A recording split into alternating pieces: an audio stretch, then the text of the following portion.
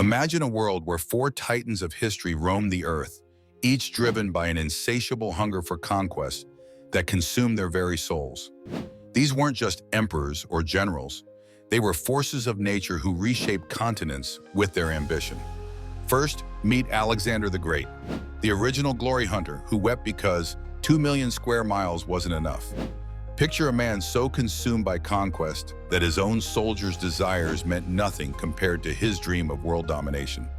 For 10 relentless years, he pushed his army beyond human limits, believing himself immortal. But even legends have their breaking point. In India, Alexander met his match. The battle against King Porus became his watershed moment. His seemingly unstoppable army battered and bleeding, horses dying, soldiers begging to return home. For the first time, the unconquerable conqueror was forced to listen to reason.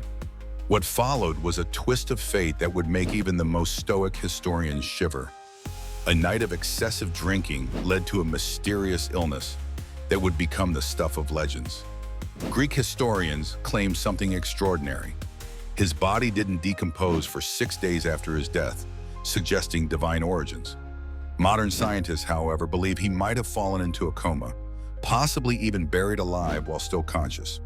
Enter Julius Caesar, the ultimate Alexander fanboy. So obsessed was he with the previous conqueror that he would weep reading about Alexander's exploits, lamenting his own perceived lack of achievement. Caesar wasn't just a military leader. He was a master manipulator who understood power's true currency. His famous quote says it all: "If you must break the law, do it to seize power. In all other cases, observe it." The Roman Senate saw through his ambitions, recognizing a man who wanted to transform the republic into a monarchy. Their response? A brutal assassination on March 15, 44 BC, where 60 senators collectively stabbed him 23 times, with his own adopted son Marcus Brutus among the assassins. Then came Genghis Khan, the beast of the East, who made even Alexander look modest. Conquering twice the land of his predecessor, Khan was brutally honest about his nature. "The greatest happiness," he once said, "is to scatter your enemy, to drive him before you, to see his cities reduced to ashes." Khan's death is shrouded in mystery. Some say bubonic plague, others claim an arrow on horseback, and one wild account suggests he was fatally castrated by a captured princess.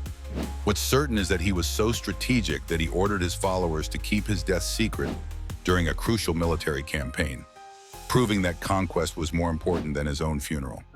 The final act belongs to Napoleon Bonaparte, the artist of war. Unlike his predecessors, Napoleon saw battlefields as canvases and military campaigns as intricate paintings. His memory was legendary. He could recall minute details of entire army corps from memory, location, strength, and individual soldier records. Sweeping across Europe like a hurricane, Napoleon seemed unstoppable until Waterloo. Captured by the British, he wasn't executed, but instead sentenced to a slow death of isolation. Even in exile, he clung to his past glory, hosting dinner parties where military dress was mandatory and dreaming of past triumphs.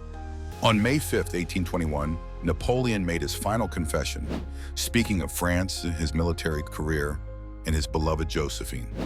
Each of these four conquerors died differently, by illness, betrayal, warfare, or isolation, but they shared one profound characteristic: an unquenchable thirst for more. They lived and died believing the world was never enough, a hunger that would define their legends for centuries to come.